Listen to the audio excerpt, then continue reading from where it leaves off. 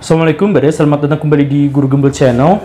Provinsi Nusa Tenggara Timur akhir-akhir ini mendapatkan perhatian yang cukup besar dari publik di Indonesia lantaran Pak Gubernurnya mengeluarkan sebuah kebijakan yang cukup kontroversial, yaitu siswa-siswa kelas 3 SMA atau kelas 12 di sekolah-sekolah unggulan itu wajib untuk datang ke sekolah jam 5 pagi karena memang masuknya jam segitu. Ya, ini tentu saja menuai banyak sekali kontroversi dan akhirnya Pak Gubernur kemudian melunak dengan mengeluarkan kebijakan baru atau meralat kebijakan lamanya dengan siswa boleh masuk ke sekolah jam setengah 6 pagi ya. Jadi di korting 30 menit setelah memantik kontroversi. Nah, Baraya, sebelum kita masuk ke dalam kontroversinya, sebelum kita terlibat di dalamnya, mari kita lihat apa yang mendorong Pak Gubernur mengeluarkan kebijakan ini. Jadi ceritanya begini Baraya, latarnya itu begini.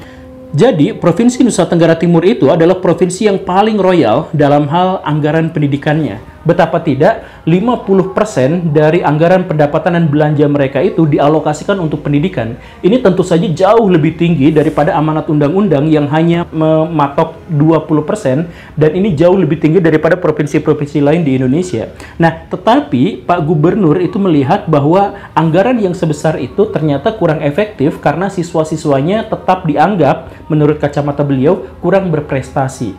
Nah, mungkin ya gara-gara alasan yang seperti inilah Pak Gubernur kemudian berpikir keras, kenapa anggaran sebesar ini tetapi prestasinya minim. Setelah dipikir ke sana ke sini, dipelajari dan sebagainya, maka Pak Gubernur berasumsi bahwa ini adalah masalah kedisiplinan. Maka siswa-siswa itu harus didorong untuk menjadi lebih disiplin di dunia pendidikan. Nah, itu alasannya seperti itu. Dan agar menjadi lebih disiplin, maka siswa-siswa harus berangkat jam 5 pagi. Begitu.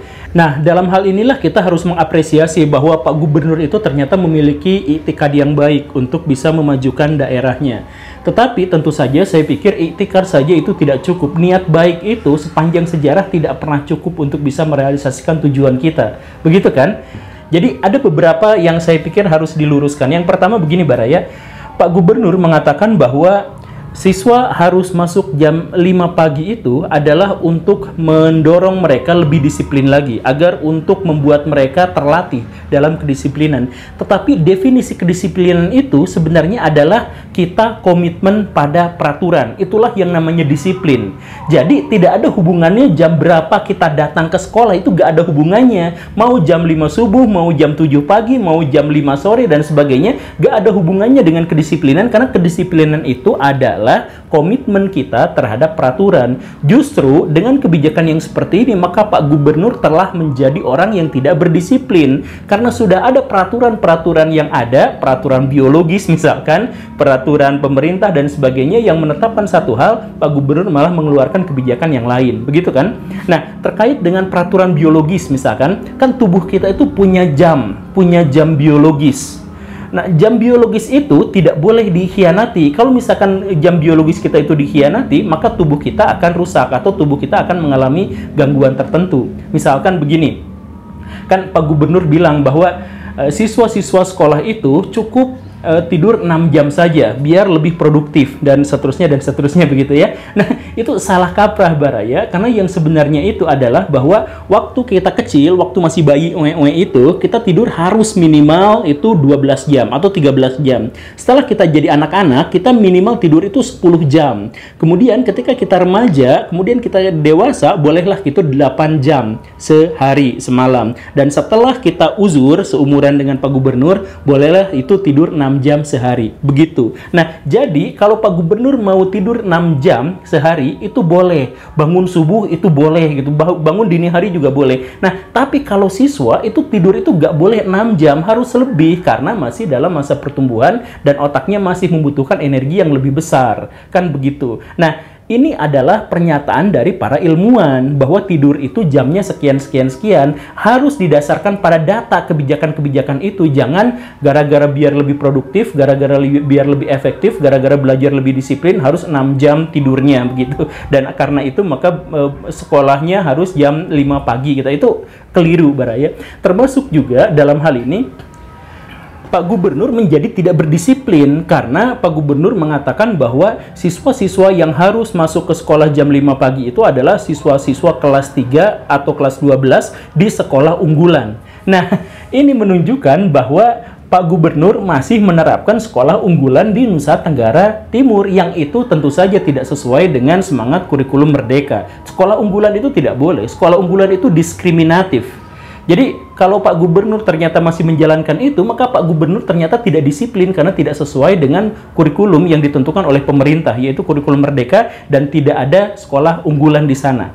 Nah, karena Pak Gubernur itu adalah orang yang tidak disiplin dalam konteks itu, maka Pak Gubernur tidak layak untuk berkata-kata atau berbicara atau mengeluarkan kebijakan terkait dengan kedisiplinan.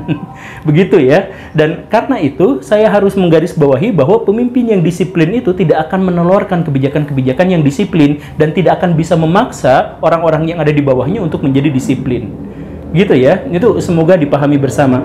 Tetapi kita tidak bisa terus-terusan dalam hal ini mengarahkan telunjuk kita itu kepada Pak Gubernur. Karena apa? Karena masalahnya memang pendidikan kita secara umum memang demikian gitu. Memang ada masalah dari falsafah pendidikannya, dari atas pendidikannya itu. Yaitu apa? Yang pertama adalah bahwa pendidikan di Indonesia itu hampir tidak pernah didasarkan pada riset. Termasuk juga Pak Gubernur ketika mengeluarkan kebijakan misalkan harus jam 5 pagi, itu kan tidak sesuai dengan riset. Di mana siswa-siswa misalkan harus tidur cukup dan lain sebagainya, itu kan tidak didasarkan pada riset. Nah, secara umum landasan atau pijakan pendidikan kita memang tidak didasarkan pada riset. Jadi kalau misalkan saya harus bertanya kepada Baraya misalkan, kenapa siswa-siswa di SMA itu belajar bahasa Indonesia 6 jam dan belajar PKN misalkan 2 jam? Itu tidak ada risetnya sama sekali. Kenapa siswa-siswa misalkan sekolah dari jam 7 pagi sampai jam 2 sore atau sampai jam 1 atau sampai jam 3? Itu tidak ada risetnya sama sekali. Itu misalkan berdasarkan kebijakan dari sekolah atau berdasarkan dari apa, yang semua kebijakan-kebijakan yang dimaksud itu tidak didasarkan pada riset, tidak didasarkan pada uji empiris di bingkai ilmiah. Itu nggak ada cerita yang seperti itu. Kenapa misalkan pelajaran sejarah itu pelajaran waktu SD diajarin yang seperti itu, SMP diulang lagi, SMA diulang lagi? Kenapa yang seperti itu tidak pernah ada riset terkait dengan hal itu?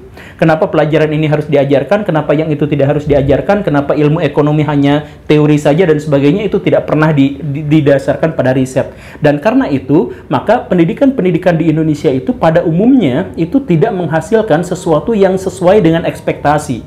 Misalkan begini, sekolah SMK itu, sekolah kejuruan itu berarti membuat siswa-siswa itu atau mempersiapkan siswa-siswa masuk ke dunia kerja, gitu kan? Pada faktanya, yang paling banyak menganggur itu adalah lulusan SMK. Dibandingkan siswa SD, dibandingkan lulusan SMP, dibandingkan lulusan SMA, SMK itu adalah yang penganggurnya paling tinggi, yang paling susah kerjanya.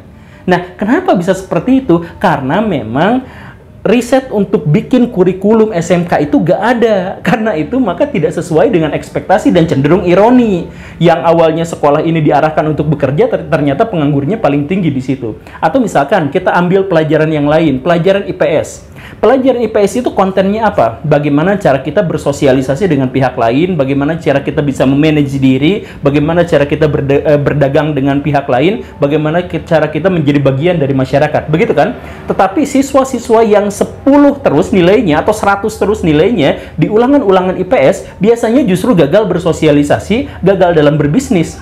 Dan tidak ada korelasinya dan tidak ada relevansinya antara siswa yang nilai IPS-nya tinggi dengan kemampuan dia di dunia manajemen gitu.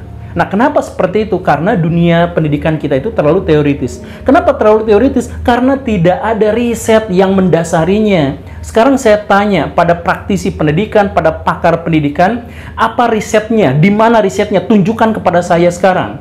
Kalau ada ya, misalkan siswa itu harus belajar pelajaran ini sekian jam, pelajaran ini sekian jam, pelajaran ini sekian jam dengan metode ini, dengan metode ini, dengan metode ini. Paling-paling ngambilnya dari barat, nggak ada penelitian dari dalam gitu. Itu masalah yang pertama di Indonesia. Kemudian masalah kedua di Indonesia terkait dengan pendidikan adalah bahwa siswa-siswa sekolah di Indonesia itu dianggap sebagai objek yang tidak bergerak, yang tidak berpikir. Jadi gini, ketika sekolah atau pemerintah atau siapapun menyelenggarakan pendidikan, itu siswa-siswa tidak pernah dilibatkan untuk mengambil keputusan tertentu. Pokoknya terima aja. Ada sekolah unggulan ini, ngeluarin kurikulum ini, kurikulum ini, kurikulum ini, kurikulum ini. Silahkan siapa yang mau masuk. Ada nggak siswa-siswa yang terlibat untuk memilih kurikulumnya? Nggak ada. Jadi ketika misalkan siswa di NTT ini suruh masuk jam 5 pagi, adakah di antara mereka yang diajak rapat? Gak akan ada. Karena apa? Karena siswa-siswa di negara-negara yang masih terbelakang atau negara yang masih agak berkembang sedikit, itu mereka sama sekali tidak dilibatkan dalam mengambil keputusan di dunia pendidikan. Padahal kan mereka subjeknya. Padahal mereka itu adalah boga lakonnya. Mereka itu adalah sosok paling utama di dunia pendidikan itu. Karena mereka yang harus dibentuk. Tapi boro-boro itu, siswa itu dianggapnya adalah sesuatu yang harus dibentuk, sesuatu yang harus dibimbing, sesuatu yang harus dikasih tahu tanpa mereka bisa memberikan feedback. Karena itu, maka tidak akan ada siswa untuk diajak mengeluarkan kebijakan-kebijakan yang seperti ini. Bahkan misalkan anaknya bilang, saya mau jadi atlet olahraga, orang tuanya bilang, udah kamu mah jadi PNS saja, itu si bapak udah punya lapak di situ, tinggal masuk ke sana. Bahkan untuk menentukan masa depannya, siswa itu tidak diberikan kewenangan. Padahal dia yang mau hidup gitu. Dan yang lebih ngerinya lagi apa? Karena siswa itu tidak diberikan peluang untuk berpendapat, untuk berbicara, untuk menjadi bagian dari pengambil keputusan dan sebagainya, maka siswa-siswa itu harus menerima pelajaran-pelajaran yang hanya relevan untuk para pengembang kebijakan itu, bukan untuk dirinya sendiri.